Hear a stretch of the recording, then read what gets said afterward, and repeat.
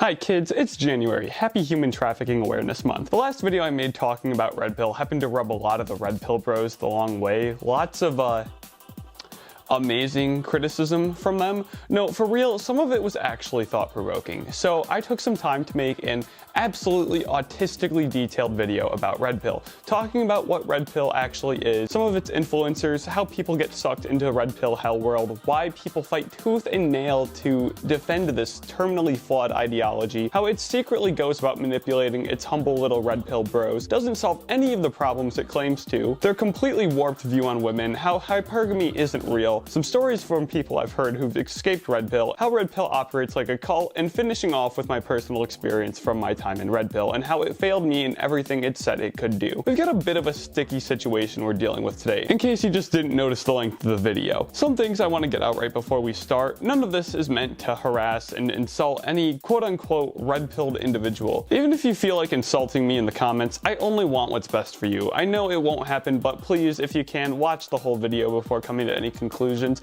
I'm not monetized, so don't think I'm doing this for like any form of money. Unlike all the Redpill influencers, I've got nothing to sell you besides a truly better way of living your life. Alright, with all that out of the way, let's start by talking about what Redpill actually is. To break the ice on breaking Redpill, we need to actually identify what Redpill is, which is not as easy of a task as it may seem, because everyone and their mom's got an opinion on what Redpill is. So we're going to take a look at what the mainstream idea of what Redpill is, and then what Redpill thinks that it is. Side note, it looks like mainstream media has a hard time defining what Redpill is too. From dictionary.com, Redpill is defined as online Redpill is essentially used among anti-feminist and white supremacist groups to refer to waking up to the truth that women in liberal politics are oppressing men and white people. Now, the anti-feminist part adds up pretty well. I'm willing to bet that a lot of Redpill would agree with that too.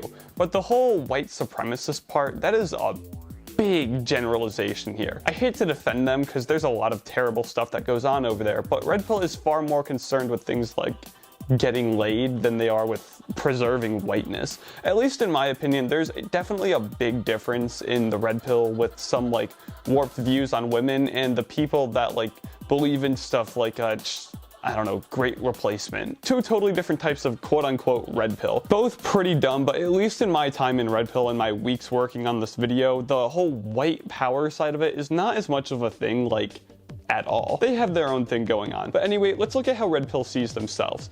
So after doing a bit of like brain damaging digging, I've got a general idea of what Redpill thinks they are. Redpill believes themselves to be awakened to how the world truly works. And being screwed over by the blue pill narrative, they find some enlightenment that leads them to knowing how the world really works and how they can better navigate it to achieve their goals. How Redpill sees themselves could not be any further from the truth, like at all. That's just simply not what's happening. What's actually happening over there in Hell World can be best described as insecurity echo chambers, sexism based off of a few bad experiences with women, or just like based on straight up incorrect information, rising depression rates, indoctrination, manipulation, and a whole ton of people that have no clue how much danger they're in. All of which we're going to go into great detail on. There's no talking about Redpill without talking about Andrew Tate. They are so intertwined that at this point, and to deny that, you'd have to be living like under a rock or huffing straight copium. There's a pretty common opinion that it's okay to agree with some of the things that Tate says and still think he's a bad person. But Tate is a complete liar and nothing out of his mouth should be trusted. And he has to be, really, because if he doesn't, he's incredibly screwed otherwise. There is a mountain of hard evidence against him.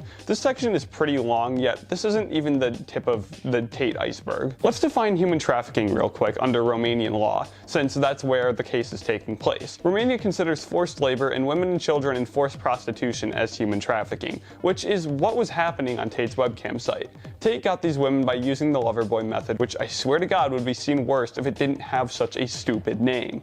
Here's the gist of it in what's essentially caveman terms, so there's no way anybody will miss the point. Girl meet guy. Guy butter girl up. Guy make promise about something if she does so and so.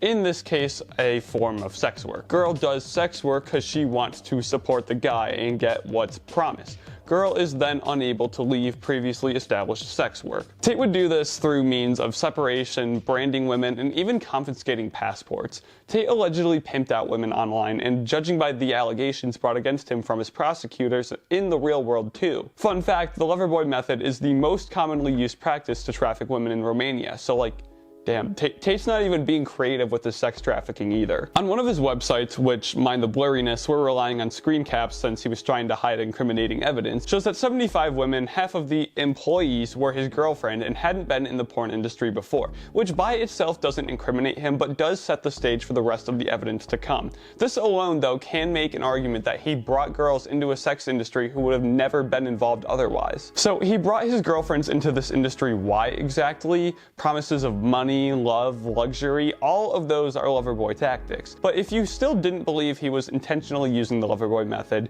here's where he literally admits it. From the quote right here, literally, that was my job. My job was to meet a girl, go on a few dates, sleep with her, test, and if she's quality, get her to fall in love with me to where she would do anything I say, and then get her on webcam so we could become rich together. Whether you agree or disagree with what I did with their loyalty, submission, and love for me doesn't matter. See, it actually does matter. Quite a lot, really. Because that's a method of human trafficking. If it wasn't, he wouldn't have been thrown in jail for a good chunk of 2023 and would have been able to spend Christmas with his dying mother like he was complaining about on Twitter. The law doesn't stop applying to someone because he's inspired so many people. The wealth he's built his brand on originates from trafficked women. But the women said Tate did nothing wrong. Okay, let's dive into that too. Yes, there are some women saying Tate did nothing wrong, but all it takes is one of them to admit his wrongdoing for him to be a human trafficker. There is no threshold of women you have to run through to be considered a trafficker. So you're telling me I cook one meal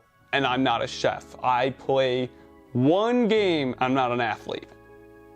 But I traffic one girl. From AP News, 4 women had reported Tate to the UK authorities for alleged sexual violence and physical abuse, but the Crown Prosecution Service decided not to prosecute him. Afterward, the alleged victims turned to crowdfunding to cover their legal costs as they pursue a civil case against him. Important to note, this was before Tate was arrested in Romania. So, if all these women who worked for Tate were being harassed into testifying like his narrative is claiming, why would these women, after having their cases rejected at first, then resort to crowdfunding a civil case to continue fighting him? I am all for defending victims of false allegations. Literally, my first video on this channel was doing just that.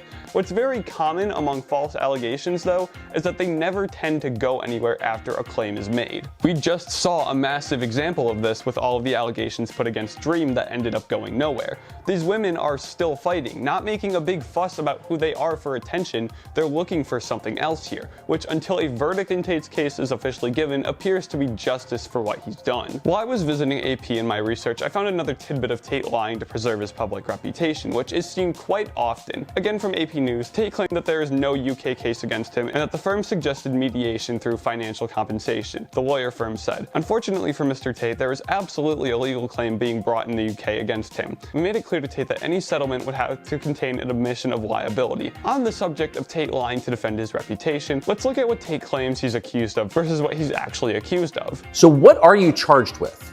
That's a really good question. I'm charged with being the head of an organized criminal group, which is in charge of recruiting girls to make TikTok videos to steal the money from the TikTok views. That sounds so incredibly stupid. Nothing that would hold up in court. Yeah, because that's not what he's being charged with. Tate is being charged with, rap.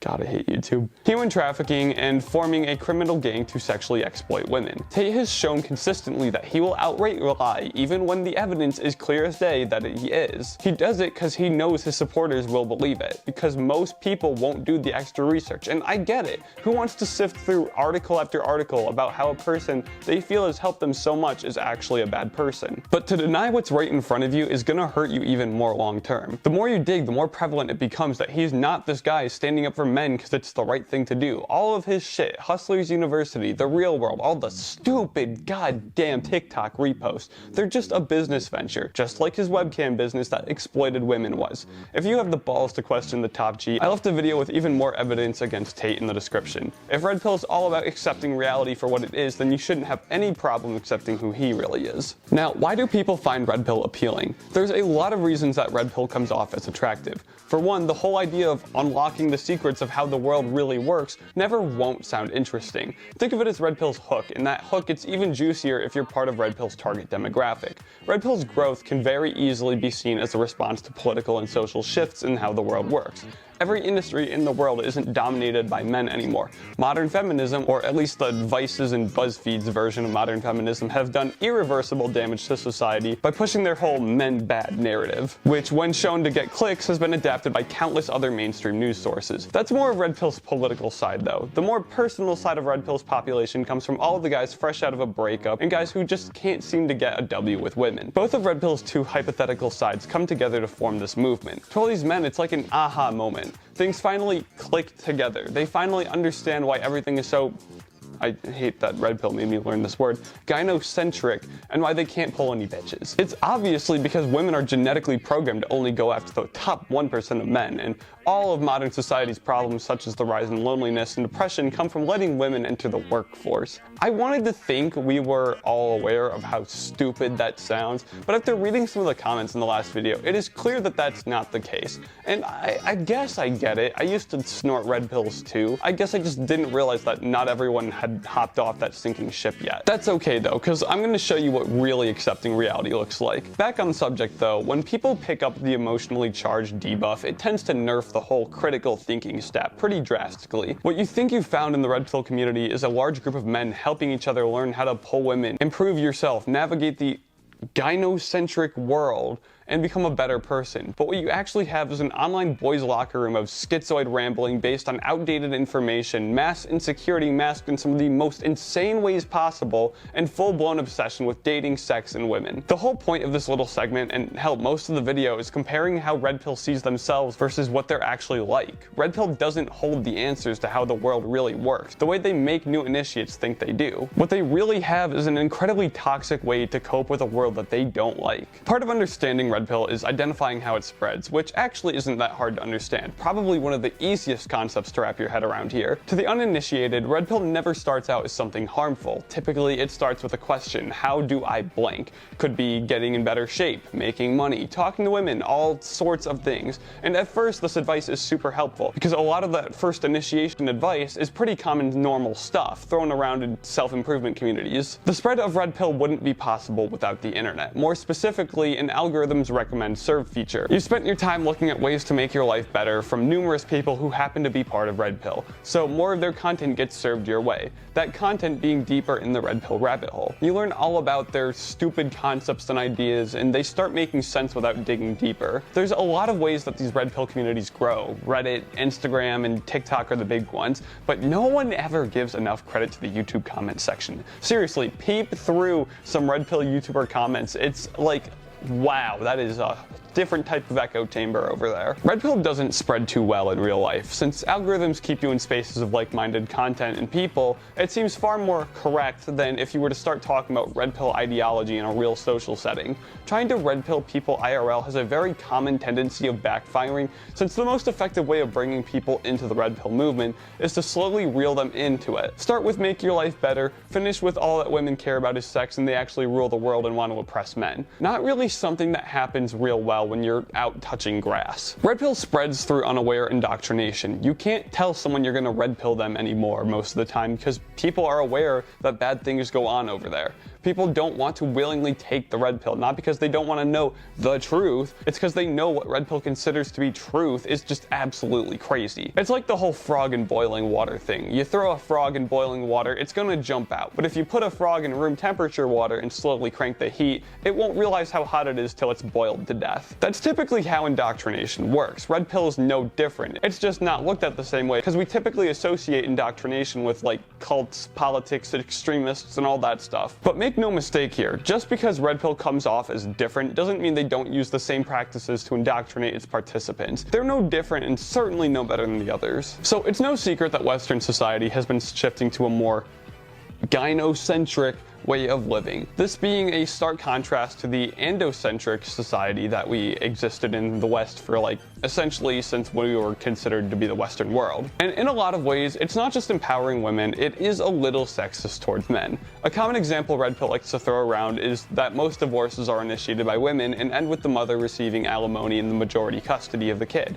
Our system for divorce was not set up to accommodate the fact that women are starting to make just as much as men. There's a metric ton of evidence to show that there's there certainly is still a wage gap, but this video just isn't the right one to get into discussing that. Power dynamics and relationships between men and women have shifted to both men and women having more of an equal say versus just the man having a say. And on the subject of relationships, there is a claim that Redpill makes about women committing more domestic abuse than men, which was something after I left the Redpill movement still thought was true. Silly goose me did not know how disproven this actually is. To say that women commit more domestic abuse than men is just outright untrue. I'm showing stats on screen, but they're in the description as well. While it's hard to narrow down to the decimal which gender likes to kick the other one's ass more, the absolute best case Redpill has going for it is the possibility that domestic abuse is happening at almost similar rates between men and women. You know, equal rights, equal fights, except not really. Even if women were committing more domestic abuse than men, that still doesn't account for the fact that domestic abuse is more likely to leave a woman hospitalized. Women get stalked disproportionately more than men. One of the only ways that men and women are equal in dragging each other down is when it comes to psychological abuse, where men and women seem to do that pretty equally.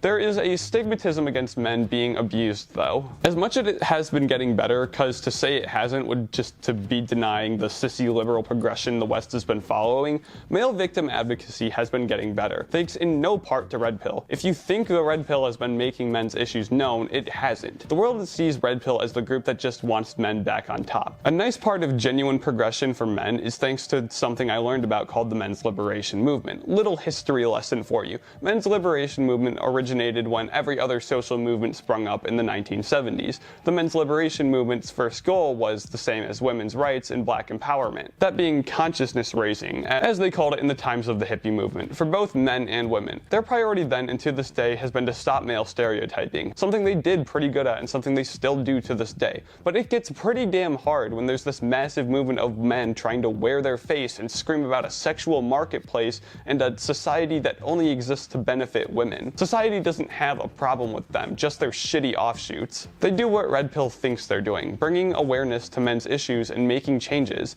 Men's liberation and feminism actually overlap quite well with moderate feminists. You know, the ones who don't go around schizo screaming about some I don't know, alt-left ideology. Actually finding common ground and working together to make progress on actually stopping the real issues. The problem isn't who's committing more domestic abuse, who's getting screwed more in divorce, or who's being seen as weak by society. The problem is that we're not completely intolerant to domestic abuse. Divorce isn't fair, and society still sees victims as weak. Redpill is for men what the nasty side of third-wave feminism is for women. And you know what's funny? Neither group gets anything done. Where's the actual change? I don't see it, do you? I can see what men's liberation did. They're actively growing the conversation on men's stereotyping. I can see what third-wave feminism's done. The Me Too movement's helped countless women speak up against terrible people. Our enemy isn't women, it's not our genetic coding that comprises us, it's the system that needs to be changed in order for us to solve our problems instead of just bitching about it on the internet. If a Redpill bro actually wants to help men, go out and protest, help advocate for men's abuse. I put a link in the description for a men's abuse group in the description.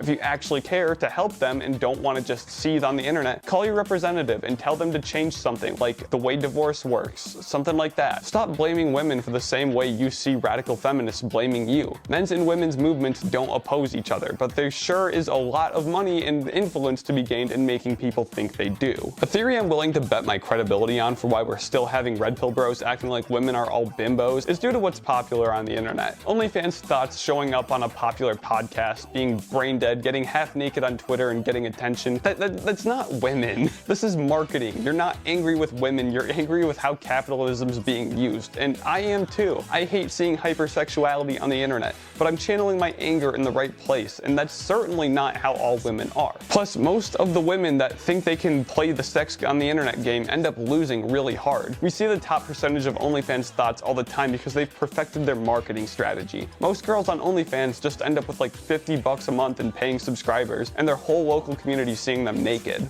The OnlyFans game is a scam for almost all women, plus it ends up making Redpill fall even harder down this, for lack of better words, women bad mentality. If your perception of women is being warped by e-thoughts, you're living in a delusion. The drunk OnlyFans girls you're seeing on the Whatever podcast are not an accurate representation of all women. The same way someone like Andrew Tate isn't an accurate representation of all men. These things that Redpill likes to throw around at women, hypergamy, women only dating horizontal and upwards, women committing more domestic abuse, not only is it all not true, it's actively just combative towards women. It's literally sexism. You don't need to have a angry hatred of women to be sexist. It's sexist and you're scaring the hoes. You want to know why Redpill has a very strong link to Blackpill? It's because it all leads there. The two are interlinked by sexism. One leads to another, and it only gets worse unless you break free from this Redpill narrative and start thinking like a human being. Not being a repository of fake or outdated stats, books from people with no credibility, and taking points from men looking to scam you. I've asked this question before, and I'll ask it again, and I'll probably ask it later on in the future.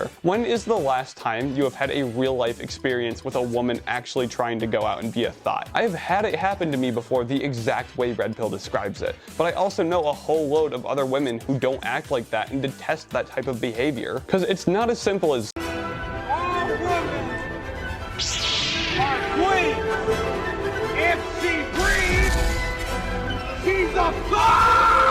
the same way not all men are trying to sleep with as many women as possible because they simply don't want to and would just rather find one girl to spend their life with. The exact same is true with women. Outliers exist in the form of terrible people. No way around that, but it's completely delusional to think that if every woman had the choice to live their life in the top 1% of OnlyFans, they'd all do it. Hypergamy in the Redpill world is the idea that women only want to date upwards in the quote-unquote sexual marketplace. Before digging deeper into this, do you realize how insane this sounds? Like, actually, Redpillbros, try going out and explaining hypergamy to someone that isn't Redpilled. Better yet, try to explain it to a woman. This is the thing Redpill wants to parade around as fact. It's absolute crazy talk. Let's get into why that is. There's something I've seen quite a bit from Redpill trying to defend hypergamy. It's something along the lines of, around the time agricultural societies becoming a thing, the alphas, dear lord, we were talking about alphas and betas again, of the society would have their pick of the women to reproduce with, since they were the most powerful, and that monogamy was established to put an end to all of this. First of all, dude, if there was some grand order of ancient people who actually came together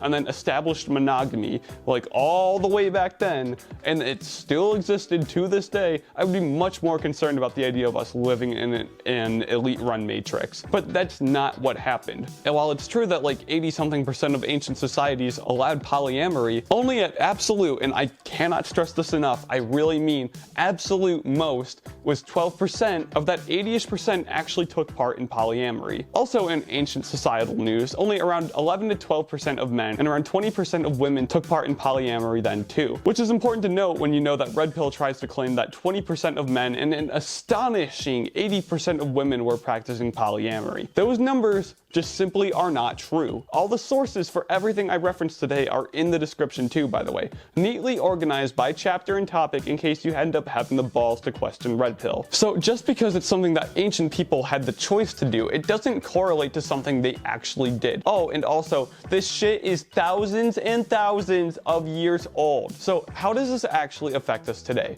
Well, it doesn't affect us unless you get converted by Redpill. But let's say that you are and you buy into all this hypergamy stuff. The idea is that women don't want men that are quote unquote low value. But how exactly do you define value? Is it money, political influence, social influence, some random skill? There's absolutely no one-size-fits-all answer to what every single woman to ever walk the face of the earth defines as valuable, which hypergamy doesn't address. Hypergamy fits dumb animals without thumbs, but it can't account for what it means to be human. Men and women value different things because we're all people. We all prefer different things. A bunch of my friends are totally down bad for what I consider to be stupid blondes and think that I'm batshit crazy for liking 6-foot goth muscle mommies. My mother watches this stuff. Please pray for me. The same way men find different things attractive, believe it or not, women do too. That's why despite all of the Redpill narrative, you still see the 5'4" twink pulling hoes. The 5'4" twink found a woman who saw something valuable to her. Despite the twink seeming like he's got nothing going for him, she still saw something in him that made him valuable to her. Do women exist that just want men with money, power, and influence? Yes, absolutely. The same way there are men that just only want women for looks. However, if that's the only thing that women wanted for all of history, the human population would be a lot smaller and way more inbred than it is today. The same way men have different tastes in women, the inverse is also true. And denying this is just absolutely stupid. Every guy brings something unique to the table, and somewhere out there is a girl who finds that valuable. It really seems to me, after dealing with an angry group of Redpillbros, is that they don't want to believe this for some reason. Like, they almost want to believe that women are just deviants who crave nothing but power, then try to back it up with these half-truths, debunked studies, and books from people with no credibility. It comes off as wanting to believe it's all doom and gloom. That's not the truth, though. The truth is that things get better, that you have inherent value, that women don't only want one thing. And even though it can seem like that sometimes, people are far too many and far too complex to be narrowed down into the idea of hypergamy and a sexual marketplace. That's why it sounds stupid to someone not in Redpill. They're accounting for the most random variable to ever exist in the entire universe: being human. For this little bit of the video, I wanted to share some stories from other people who got out of Redpill before I get into my story of how I did. I got all these stories from r/xredpill, and like every other source in this video, they'll be in the description. And before any Redpill bros want to throw any average Redditor comments, most of your ideology comes from Reddit. Okay, here we go. Since reading the Redpill, it's like I've lost color in my life. I used to be very passionate with dreams and aspirations. I even had a girlfriend. Before she broke up with me, she told me exactly this: talking to you, I don't feel anything anymore. It's like void. And she broke up with me. I feel like a robot following an invisible book of how a man should be, and it's turning my life blank. It's like I was saying earlier, Redpill can't account for being human. And I feel this so hard. It's one of the things that made me want to leave Redpill. The advice they give to people is 9 times out of 10 good for nothing. Just like screaming at people to be better rarely helps people, and oftentimes just leaves people feeling dead inside. Which brings me to the next story. A couple years back, I decided I want to make big changes in my life to improve my life,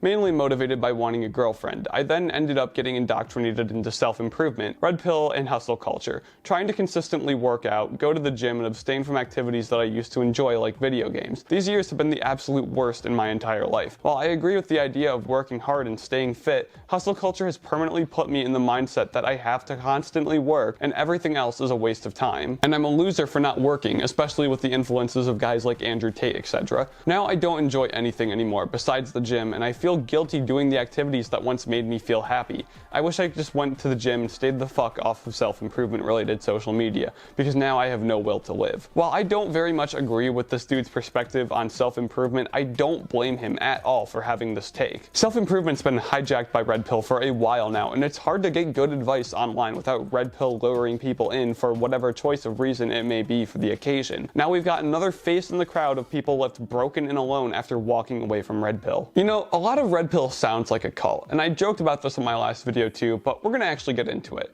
I am not the only one that thinks this. I'm going to read something I found digging around in my research about the horrifying similarities between Redpill and Scientology. They both come under the guise of self-improvement, which is something that obviously a lot of people want. More importantly, they cover up their lies by calling themselves the truth. The red pill equates to truth in the Matrix movies. Labeling oneself as truth is a very powerful weapon of deceit, because as humans by nature, we always yearn to know more and gain more knowledge, which is how we invented all the things we have today. This is also how fake news and misinformation starts. As someone in Gen Z, I can tell you that young people are also more susceptible to ideologies such as the red pill, Tateism, and the manosphere for this exact reason, the desire for knowledge. They both give you a brief intro of what they're about, but then make you spend money on their courses. Examples, how to be an alpha male, PUA, secrets about women, etc. Sometimes they can even put a hit in the thousands in your bank account. The more you want to know about how women work, the more they make you pay. They both find some unique reason for the entire problem that they come up with to quickly sell you their product, and this reason they make up has its roots very far back in time. This is the selling point of their core teaching, if you will. In Scientology, it's Xenu and alien forces that they say causes depression and anguish starting billions of years ago. In the red pill, it's hypergamy and the thought that women always cheat on their partner for someone richer or stronger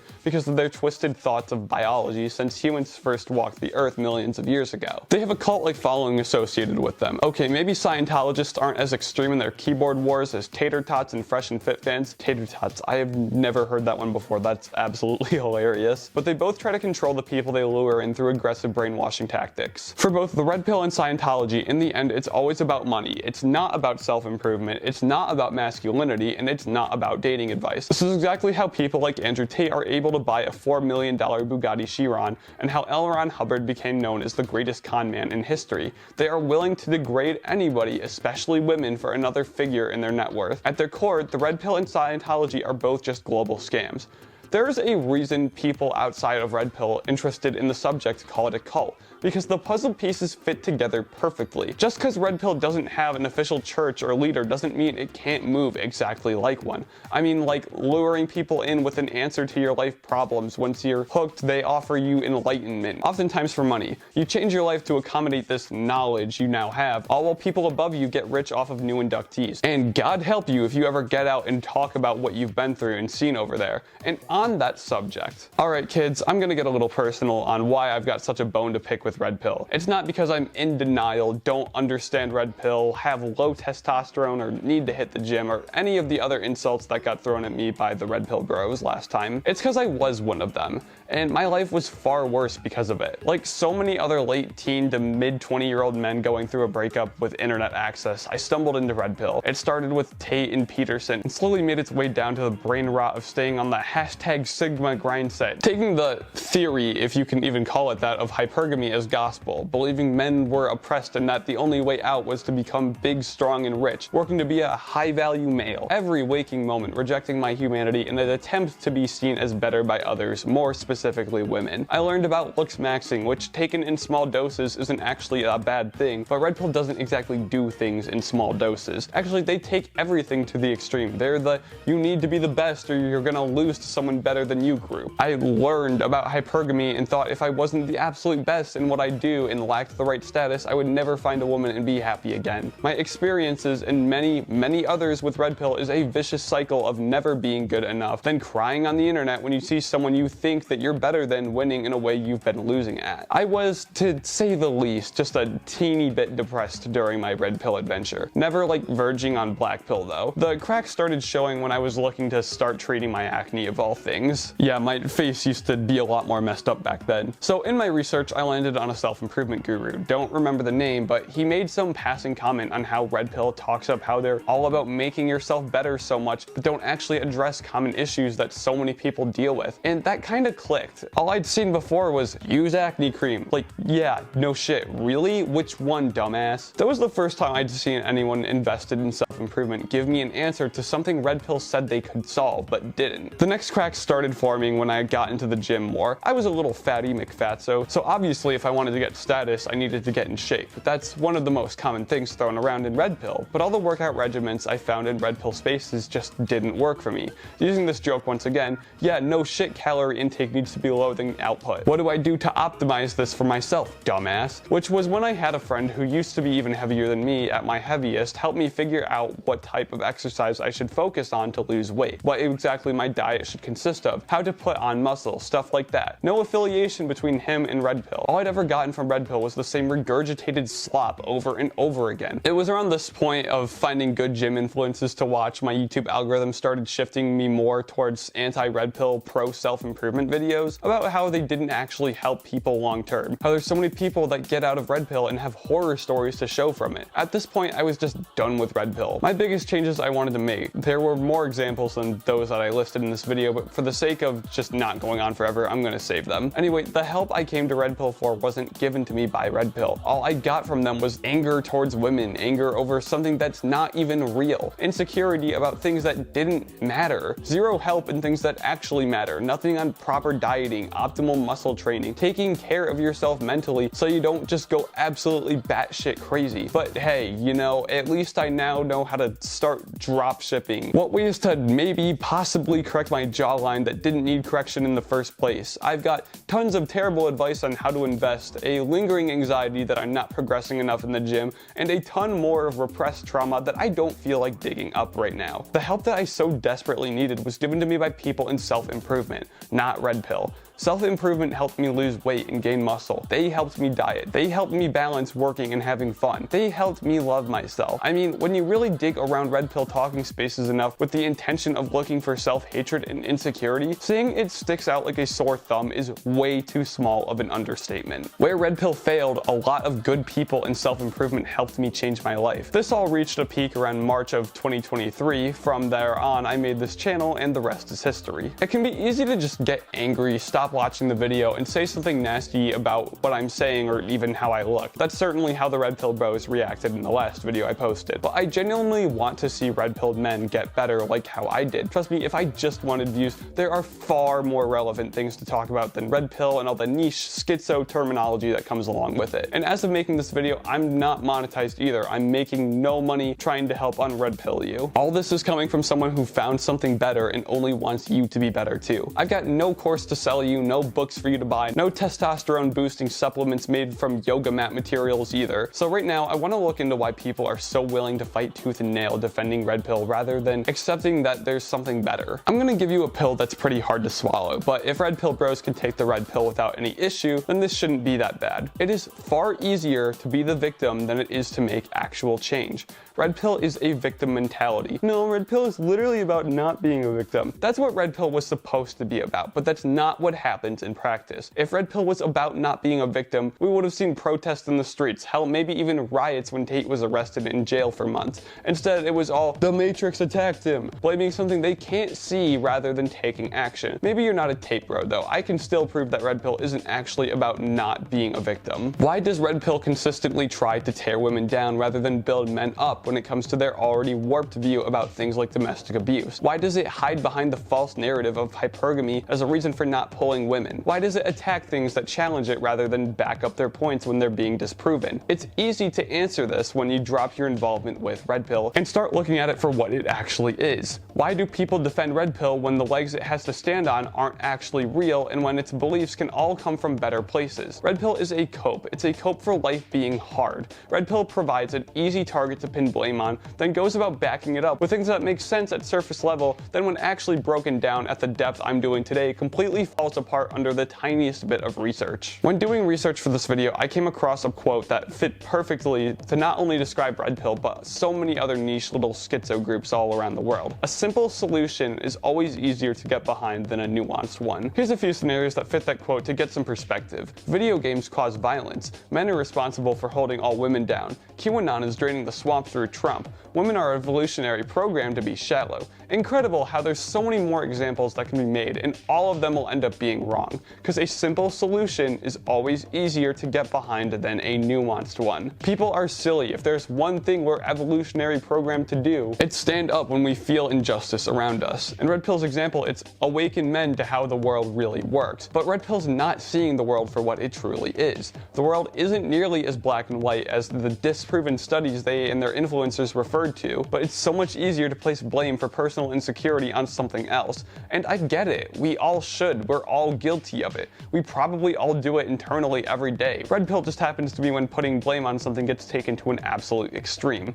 Red Pill claims to have been awakened to how the world works, but if they really were, they'd be able to see that not everything's as bad as they think it is, and that a lot of that negativity they claim to be aware of is actually taking place internally, and they have the power to get rid of it. Alright, that was a lot to unpack. If you made it this far, seriously, good job on having an open mind to the world outside of Red Pill. Not nearly enough people are actually strong enough to challenge their previously established beliefs. If you weren't in Red Pill in the first place, I hope you still like this stupid long breakdown of Red Pill, but more on the people that are. If you're having a hard time with all this Red Pill stuff now, I've left some resources in the description to keep unredpilling yourself and get some genuine self-improvement. Okay, let's finish this and then say our goodbyes. Red Pill isn't accepting the world for what it really is. It's hyperfixation on the negatives of life that, in case you haven't noticed, hasn't made the world any better. Everything is still falling apart. The sky is, as a matter of fact, still falling, and I wholeheartedly promise you that escaping the Matrix is not going to fix it.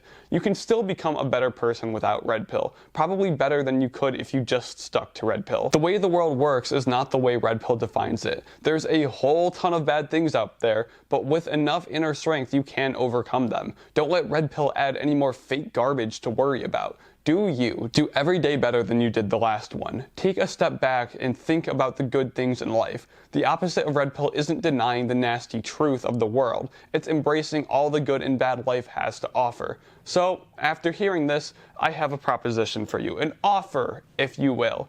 You can take the Red Pill and go back to believing the world only wants to kick you down, slipping further and further into self-induced insanity.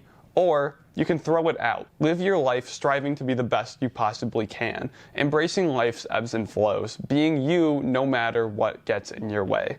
God bless you all and have a great day.